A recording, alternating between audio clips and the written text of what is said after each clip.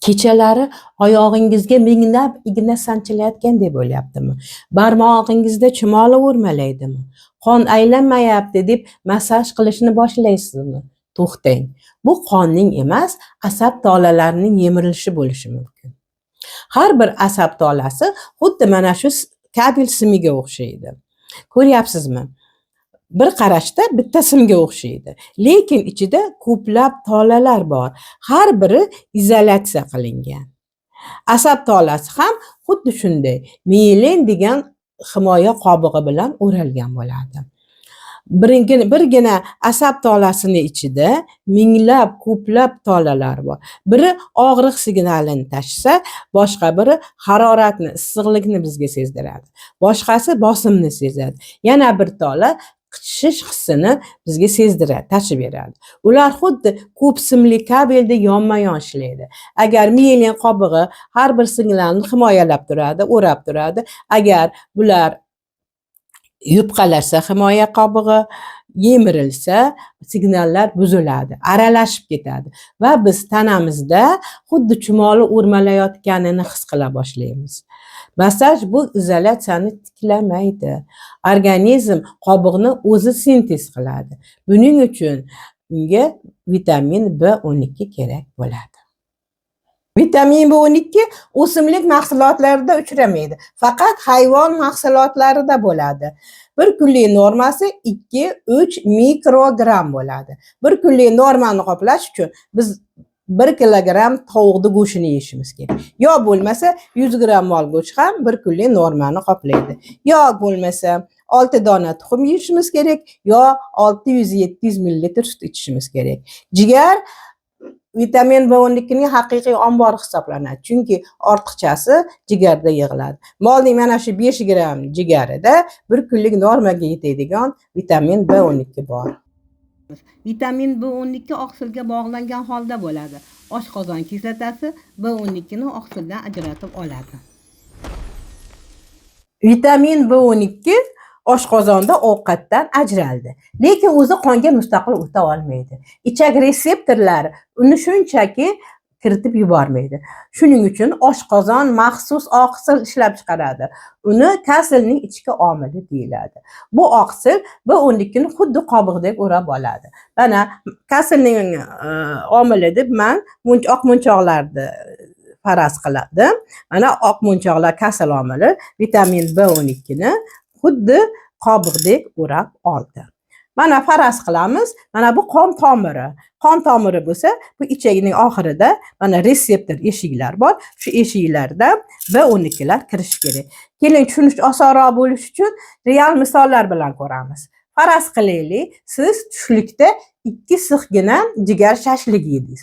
Chunki 5 gram jigar bir kunlik norma berishini bilasiz. Va mana shu 150 gram yegan jigaringiz bir oyga yetadi deb faraz qildingiz.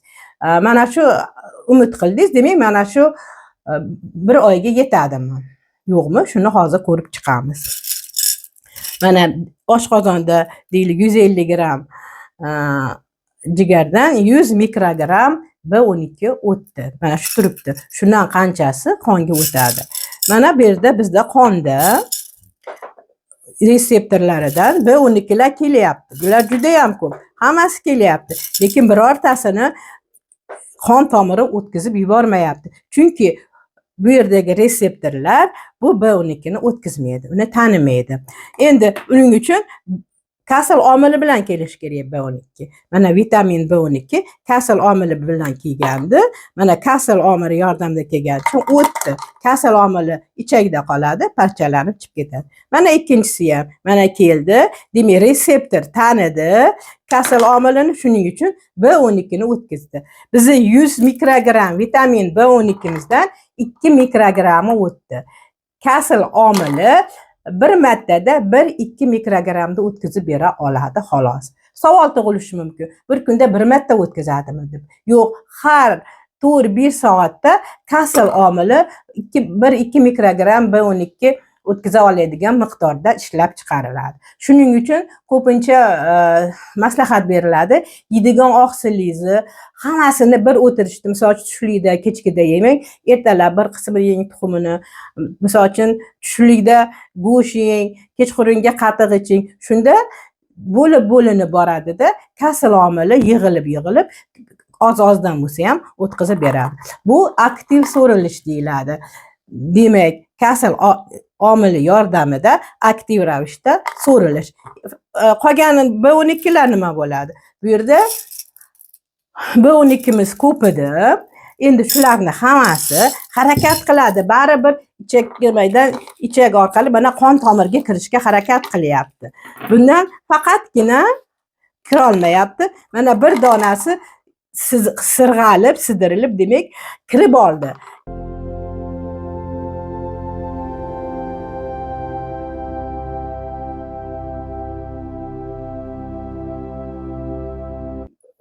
Yuztadan demak bittasi kirdi. 1%ga yaqinigina o'tar ekan. Shuning uchun agar yegan ovqatimizda B12 ko'p bo'lsa, demak 1% o'tish mumkin ekan. Demak, xulosamiz nima bo'ldi? Biz yegan 150 gram jigarimizdan 100 mikrogramdan ortiq vitamin B12 dan faqat 3 mikrogrammi o'tdi. 2 mikrogrammi aktiv so'rilish kasal omili yordamida, 1 mikrogrammi esa passiv so'rilish yordamida kirdi.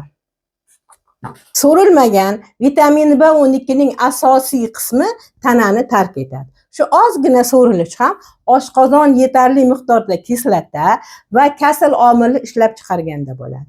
Agar oshqozon kislota kam bo'lsa, kasal omili yetarli bo'lmasa, yegan ovqatingizda yetarli miqdorda vitamin B12 bo'lsa ham yetishmovchilik rivojlanadi. Savol tug'iladi. Kimlarda bu muammo ko'proq uchraydi? Keksalarda, atrofik gastriti bor odamlarda omeprazol kabi oshqozon kislotani kamaytiruvchi dorilarni uzoq muddat qabul qilganlarda ko'proq uchraydi. Ozish maqsadida oshqozonni kichraytirganlarda ham, metformin qabul qiladigan ba'zi odamlarda ham ichakda B12 so'rilishi pasayishi mumkin. Bunday holatlarda organizm B12 ni ta'minlashni asosiy ikkita yo'li mavjud. Birinchisi inyeksiyalar, ukollar. Bu usulda B12 oshqozonning ichak tizimini chetlab o'tib, to'g'ridan to'g'ri qonga tushadi. Ko'pincha buning uchun B12 vitaminining eng barqaror, eng arzon shakli siankobalamin qo'llaniladi. Ikkinchisi yuqori dozali til osti tabletkalar. Ularning bir qismi og'iz shillik qavati orqali qonga so'riladi, yana bir qismi esa kasal omili bo'lmasa ham diffuziya orqali taxminan 1% miqdorda ichakdan qonga o'tadi.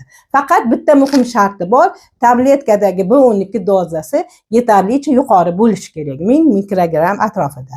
Hozirda internetda tarqalgan siankobalamin zahar degan davolar qanchalik haqiqat? Keyingi videoda shu savolga ilmiy dalillar asosida javob beraman. Shov-shuvga emas, ilmiy dalillarga ishonaylik.